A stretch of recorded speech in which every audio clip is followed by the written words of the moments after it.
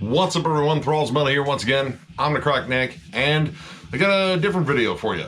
One that might possibly turn into a thread, I don't know. I encourage it though because I think it's a fun subject. So the other night I was BSing with some fellow YouTube metalheads over on Metal Ben's channel, and they were talking about the subject of great follow-up albums, great sophomore albums, and man, there are a ton. Like literally I could do, a ton of videos on that. But I decided to kind of go the other way. I wanted to cover the sophomore slumps. The albums that didn't necessarily match up to the debut, or took it in a different direction, or it wasn't well received. Those are definitely some of the main metrics that I used on this one when I actually kind of approached this subject.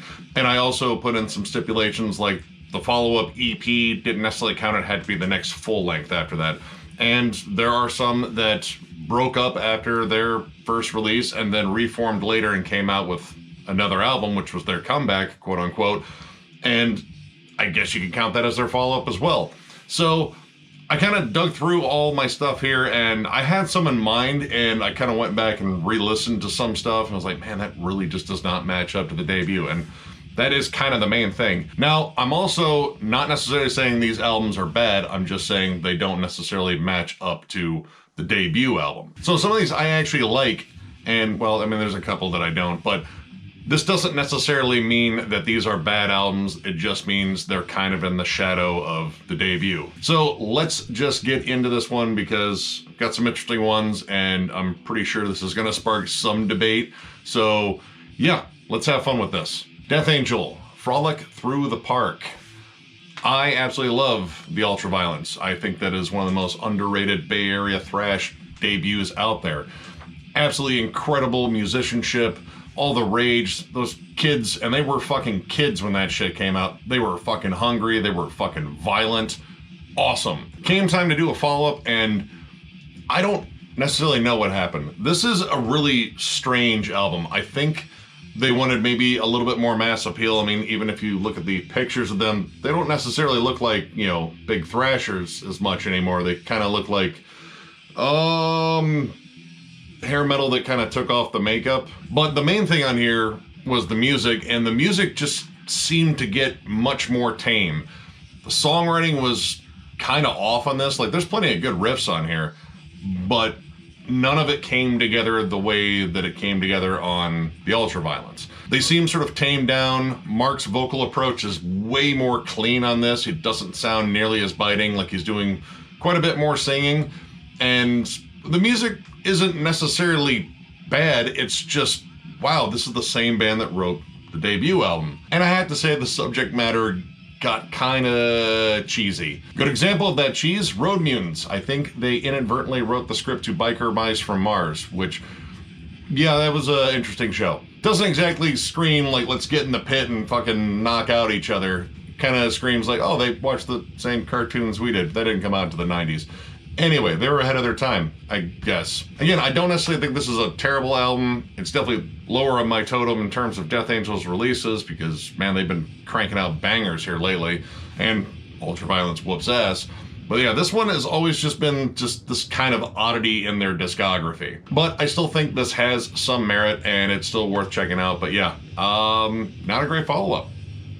Unleashed, Shadows of the Deep. I swear I bring up Unleashed for more negative stuff than I do positive stuff, but know that I do really like this band, and actually this album's not terrible. It's just Where No Life Dwells, their debut, is fucking awesome. It's one of my favorites in their entire discography, and it was definitely one of those albums that kind of helped cement that Stockholm Swedish death metal sound. Follow-up, however, started to show signs of, well, what would come after this, which, yeah, there's some bad ones. I mean, I've brought up Warrior before, and, man. This is not that, though. This is just a follow-up that didn't necessarily match up to its predecessor. I believe Johnny was getting more into, like, punk and hardcore and sort of infusing it a little bit more into the music, and you kind of hear that here. Like, this is definitely fast and thrashy, but kind of punky in spots. And he also kind of stripped out a lot of the lead work on here. Like, there's only 2 solos on here. I believe it's on Never Ending Hate and Crush the Skull, both of which not necessarily the biggest fan of. They're just kind of fast, thrashy, like they don't really do much. There's worse tracks though. The Immortals, oh man, that is just one plotting riff and it kind of goes nowhere. And that was kind of the thing on this. Like a lot of the songs on here, they were like good, they were competent, but the songwriting definitely felt less inspired than Where No Life Dwells. And unfortunately, this is kind of where there's a big dip in quality in the discography for Unleashed, at least in my opinion. I imagine there are fans of some of those albums that I really don't like, but this still has some really good songs on it. I love the opening track, The Final Silence, absolutely whoops ass. And they do a pretty solid cover of Countess Bathory. So there's still a lot of stuff on here worth listening to. I'm definitely not saying this is a bad album. It's just not the matchup from the first one. But hey, at least it's not Warrior. I recommend skipping that album entirely, but definitely check this one out if you've never heard it. Again, debut, absolutely crushes. If you haven't heard that one, definitely listen to that. Check this one out too, and maybe make your own comparison. But yeah, this one does not match up to its predecessor, which let's continue on with that theme. Terrorizer, Darker Days Ahead. World Downfall is, I would say quite possibly one of the Death Grind albums. It is one of the most aggressive albums from start to finish. It gives no fucks, high energy across the board. I love it. I'd say it's a fucking classic. Now, they broke up pretty much the same year it came out, but the project was resurrected in 2005 with Jesse Pintado and Pete Sandoval, and they wanted to do a follow-up to it. Now, they lost Oscar on vocals. Obviously, Dave Vincent had moved on to other stuff. So we get one Anthony Rezok on vocals, and we get this follow-up so many years later, and it's not great. This is just kind of a flat album. Honestly, a lot of the grind aspects are kind of dialed back. This is almost kind of more of a death metal album. And Rezok's vocals are very flat. Like, pretty much the overall approach that you hear across the board on here is very flat. The production is also kind of flat on here. Pete Sandoval kills, but I don't know, I don't like the sound of his drums at all on this, and the guitars are very down-tuned and muddy. It's just missing pretty much everything that was awesome about World Downfall. But this was a tough album to follow, and unfortunately this came out about 5 days before Jesse Pintado died. And so this kind of has, I don't know, like sort of an aura about it. Like this is one of his last recordings, I believe, in general. And yeah, unfortunately, it kind of tainted the legacy. And honestly, what came after Hordes of Zombies wasn't much better. I do like Caustic Attack. I think that is a much better album. But this one, I think I maybe listened to it twice when I initially got it and then shelved it. I listened to it again today, and it's going to go back on the shelf because it really just is a shadow of what they once were. There's still kind of part of me that thinks maybe World Downfall should have just been a one-off and been an amazing one-off. Put it in that same pantheon with, you know, a lot of the other weird retro review shit we cover. But they did continue, and at least they did get it right, at least in my opinion, later on. But yeah, this was not a great follow-up. Still has some moments on it, but not many. So yeah, this was one of the ones that I just kind of didn't like. But still, I recommend checking it out, form your own opinions. If you love this album, fucking love the shit out of it. Not for me. I'm gonna go right back to listen to World Downfall again for like the billionth time, and it'll be awesome pretty much every time. This one, however, back on the shelf. R Noir, Deep Tracks of Hell. I am a giant fan of Black Thrash Attack. Their debut is fucking awesome. That album pretty much got me into black and thrash metal. Like after I heard that sound, that became one of my favorite fusions in terms of black metal fusions. So pretty much when I picked that up, it was a reissue, and I picked up this reissue at the same time, and kind of night and day. This one was definitely way more divided, and honestly, it's just kind of more of a black metal release. Now, it's interesting to note that both Apollyon and Blasphemer were writing songs separately on here. Like half of the songs are credited to Apollyon and half the songs are credited to Aggressor. And both sets of songs, though they are mixed all over here just in terms of who did them, they kind of have different production too. And you get different vocal approaches. And it's a really uneven album. In fact, I would say some of the songs really just drag on too long. A lot of this is missing the thrash, which was the big draw for me. Like, I liked hearing those thrashy riffs, but that extra sinister, evil black metal atmosphere to it. And on this, I just got the black metal, which generally isn't an issue, but that wasn't what I was going for. This album is kind of plagued with like static blast beats that just seem to go on forever, and they kind of make the songs drag, and it doesn't help that the riffs, again, they're kind of missing those thrashy chugs. Like, you do get some on here, like Blood Unity's a pretty solid song. But honestly, like, I feel like I really have to like pick and choose moments that I want to listen to in certain songs. There's very few whole songs that I really want to listen to in here, because honestly, all the stuff that they released after this was back to the solid black thrash stuff that they did. And that's what I signed up for. This one, it's just sort of an odd album. You know, they were kind of divided, at least as far as writing and I think producing and all that shit. It just doesn't really gel as an album for me, and again, pales in comparison to the fucking disgusting debut. If you have not listened to that, I strongly recommend that one. Still, again, I recommend this. I recommend all these. Just listen to them for yourself, compare them to the original, make your own decisions. Who knows, you might think these are better than the OG. Maybe. But yeah, this one, maybe if it wasn't R Noir, I'd probably like it a little bit more, but it does say R Noir on it, and that kind of set some expectations for me that were not lived up to on this one. So yeah, a little disappointed, but still has its moments. S.O.D, Bigger Than the Devil. Speak English or Die, crossover classic. Absolutely essential listening. The humor on that album might be a little too dark and cynical and maybe a little dated for now, but I still absolutely love it. It is an absolute gem of an album. This was kind of the follow-up no one really expected, because everyone kind of went their ways after the first one, but somehow they managed to get back together and get along, at least for a little bit, and came out with this one. And it's not a terrible album, but of course, lofty expectations after Speak English or Die. This doesn't necessarily deliver on everything that was awesome about that one. Like, I think this is a little bit more groovy. The production is definitely different. Like, Scott's guitars are, I think, down-tuned, and they're kind of missing that thrashy crunch in some songs. But there's still some killer songs in here. King at King / Evil is In. That whole opening section where Billy is singing his order into a drive-thru is fucking hilarious. I laugh every time I hear that. And the song itself is kind of a Slayer spoof. It's fucking awesome.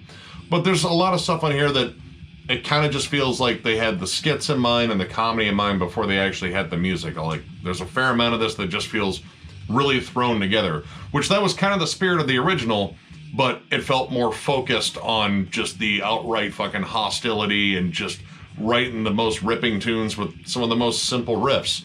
This kind of tries to recapture that feeling, but it doesn't quite get there. Again, I don't think this is a bad album, and we are going to do a retro review on S.O.D, so I'm going to save a lot of what I want to say for that. But I will say, this is still worthy of being checked out. It's just, you know, forever in the shadow of the original, because, yeah, I don't think they're ever going to get back together, and we'll go into that if we do a retro review. But yeah, I still recommend checking this out. It's just not as good as the original. That's pretty much it. Memorium, The Silent Vigil. Again, another one that I was a big fan of the debut. I thought it was a solid debut. Kind of lofty expectations, considering you had members of Bolt Thrower kind of trying to recapture the Bolt Thrower sound. Lofty fucking goal, because it's Bolt Thrower. Bolt Thrower fucking rules. Debut was good. This, however, really kind of left a lot to be desired. First off, the mix on here, it doesn't even sound like it's been mixed. It sounds very dry, and it sounds like a demo, and it doesn't even sound like it was like properly mastered. There's really not a lot of extras on here. This is one of the most dry sounding albums I've heard come out on Nuclear Blast in 2018, I think, ever. Like, this sounds like a 90s band's demo, which that's still kind of cool, but at the same time, like, these songs seem like they were supposed to be more grand, and definitely like bigger production might have helped that. But unfortunately, the songwriting on here was a step back from the debut. I just feel like they were trying so hard to get that Bolt Thrower sound again, and it just wasn't coming together in the studio just quite yet. The guitars are very muddy. Carl sounds pretty rough on here. And again, there's not a lot of like reverb or effects on his vocals. I don't think there's anything. It sounds like a dry vocal take. Now, the two that came after this, especially the last one I think is the best one yet, and that's the closest they've sounded to Bolt Thrower yet, were really good. This one, man, I was hesitant about getting the third one because of this one. Again, it had potential. I just think there was not enough care placed to it, especially when it came down to the production. And it was just really good hearing them getting back to what they're really good at with the last two. This one, I feel like had potential, and that potential just was never quite reached on it. But still, I enjoy Memorium, enjoy Bolt Thrower. I mean, more because Bolt Thrower is Bolt Thrower. That's pretty much the only explanation I need there. But Memorium's still good. Maybe minus this one, kinda. Again, I don't necessarily hate this album. I just think it is very disappointing considering what was teased in terms of things to come on the debut. Still, recommend checking it out, form your own opinions. But yeah, this one, back on the shelf. Morgoth, Odium.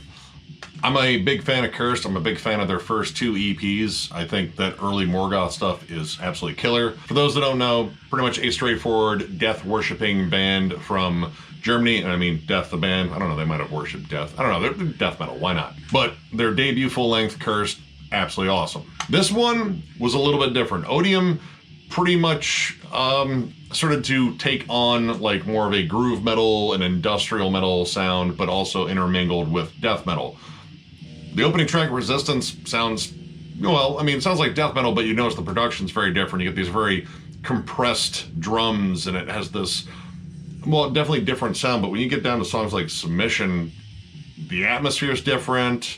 You occasionally get some, like, bleeps in there that are, again, kind of more industrial sounding. And if you were a big fan of Cursed, this is very different.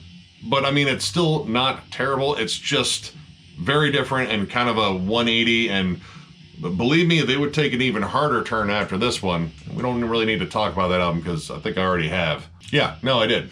One good track.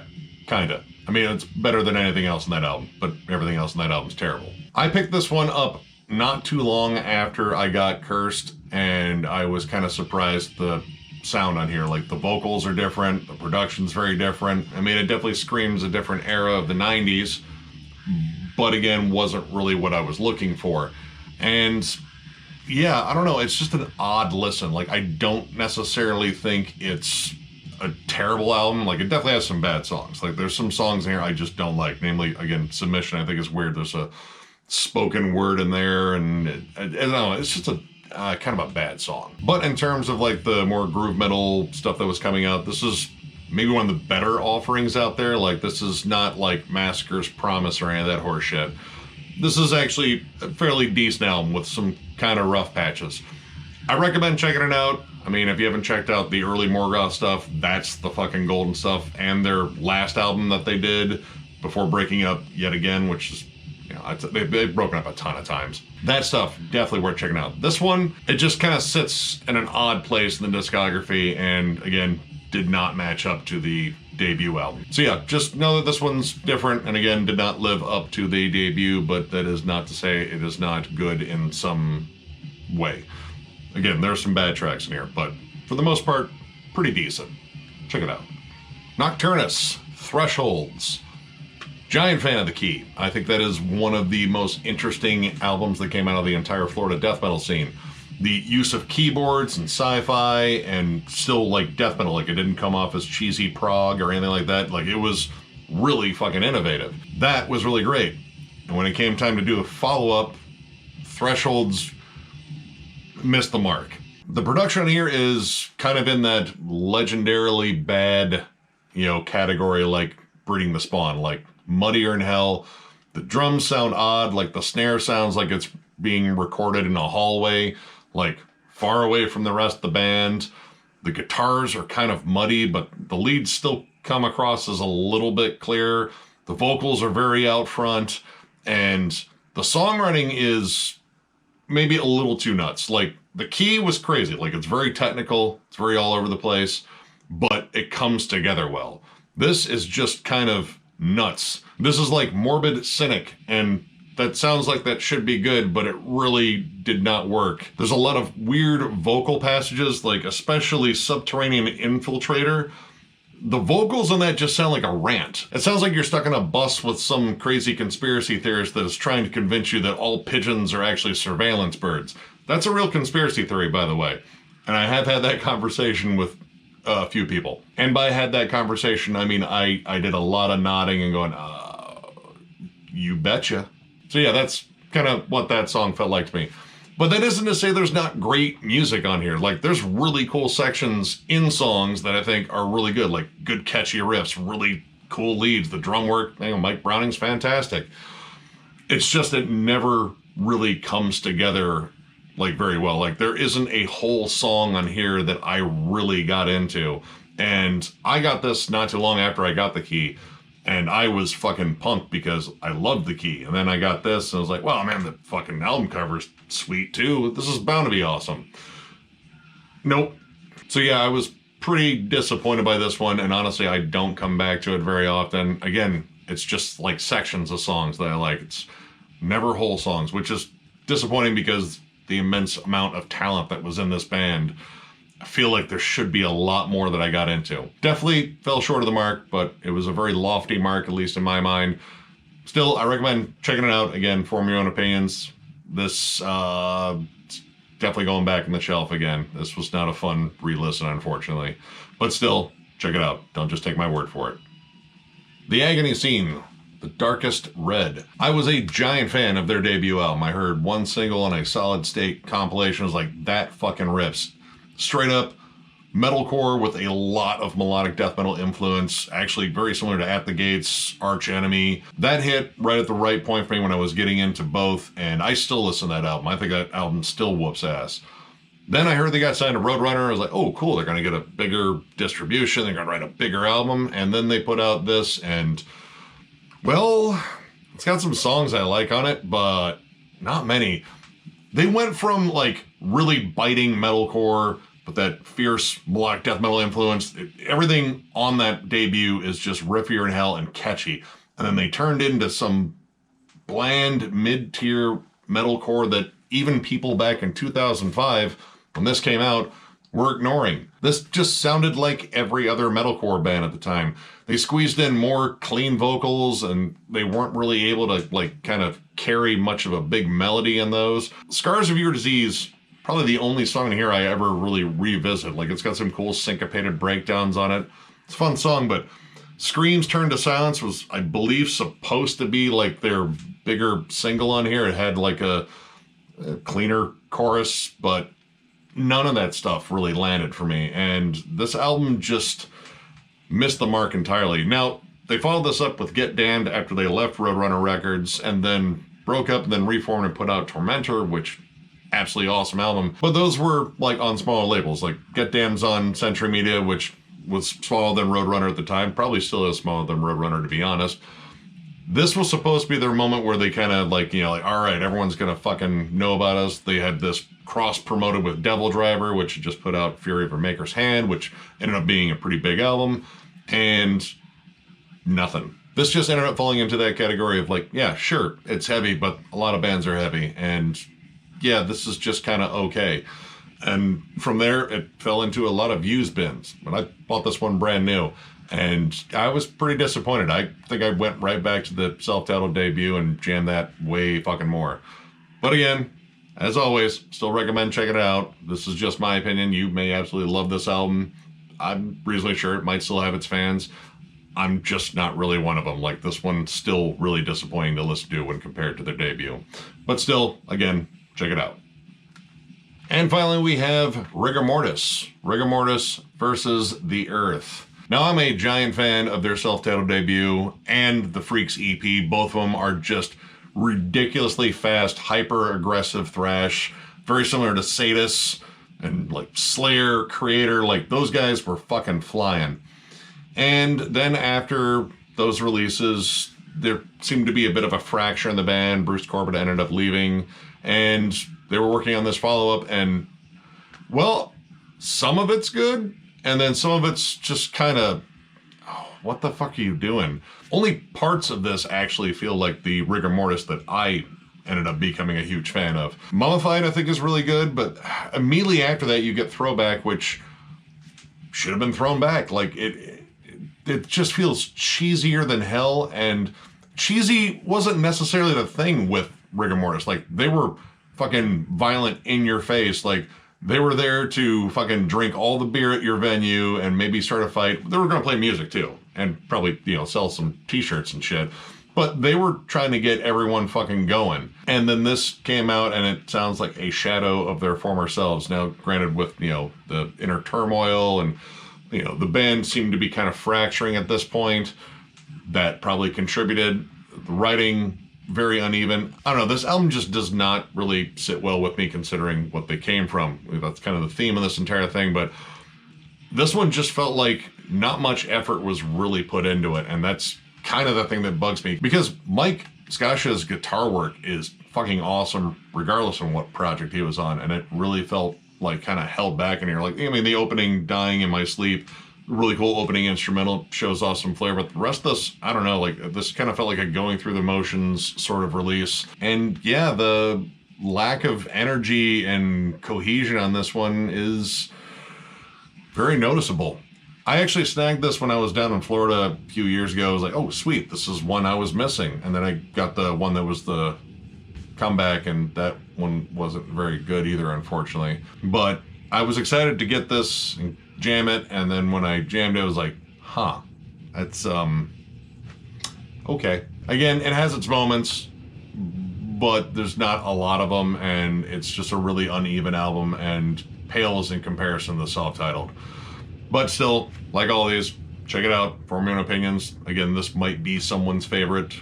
If it is, more power to you. You got further than I did, which I did listen to the entire thing, but I don't go back to this one very often. The self-titled one, and Freaks, I still go back to quite frequently. This one, it's kind of there. But yeah, that's just me. So, yeah, maybe give it a chance. Tell me what you think. All right, that's pretty much just 10 of them in my head. I wrote down a whole bunch, but actually I'm gonna hold off because I kind of want to see if this takes off as a thread, because if any metal YouTubers out there that watch this like this idea, go for it. I want to see what your selections are. And if you want, you can go ahead and tag us in it. Like, I don't really care if, like, you know, someone else gets credit for it or whatever. Like, I just kind of wanted to get this idea out. But I'm really curious as to what other sophomore slumps that you think are out there that I may have missed, or if you have one that is possibly more controversial than mine. I don't know how controversial mine are, but I'm pretty sure I'll find out in the comments. But I am just generally curious to see what sort of selections you guys have out there, because I think this is, again, a pretty fun subject, and it's a little bit harder to do than saying favorite follow-ups, because generally, like, what I found when I was going through all my music, like, most of the time the follow-ups are either just as good or even better. It actually took a lot of work for me to find albums that I thought were worse than debut, at least in terms of the ones in my collection. So yeah, take this shit and fucking fly with it and have some fucking fun with it and let me know about it. So if you enjoyed this video, give it a thumbs up, and if you are new to the channel, subscribe, because we do stuff like this all the time. We are also on Patreon. If you'd like to help us out there will be a link down below. We also will have shirts hopefully relatively soon. It was a bigger order, so this one might take a little bit more time, plus it is a more intricate design. So that kind of factors in there too, but I'm very excited to get them because I really want to show them off, and I want to give one away in a giveaway when we do a video showing them. And of course, something else in there too, because we're about to hit 10,000 subs, and shit, dude, that's fucking ridiculous. Thank you all so damn much. This has been a fucking awesome ride. I know I say this shit like after every fucking video, but I mean it. Thank you guys. Like, this has become a worthwhile thing. I look forward to seeing your comments and talking to you guys like pretty much every single day, and we love the fact that this has grown well beyond our expectations, which our expectations were exceedingly low, but you know, if we were at 500 subs, I'd still be happy to do this. If we were at 100 subs, same. You know, it's just the fact that we love doing this, we love communicating with you guys, and it's metal. It's fucking fun. We love this shit. So with that, thank you all once again, and we will catch you later.